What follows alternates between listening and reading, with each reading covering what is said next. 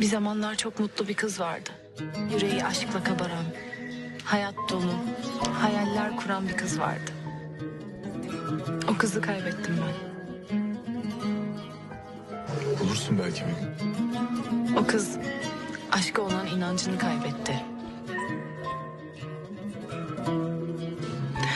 En kötüsü de ne biliyor musun? Acı bir aşk yaşayınca karşına çıkan gerçek aşklara güvenemiyorsun. Tekrar aşık olamıyorum. Aşk 2 kişilik bir hayaldir. Aşkın tek başına kalmışsa ya aşkın yalan ya da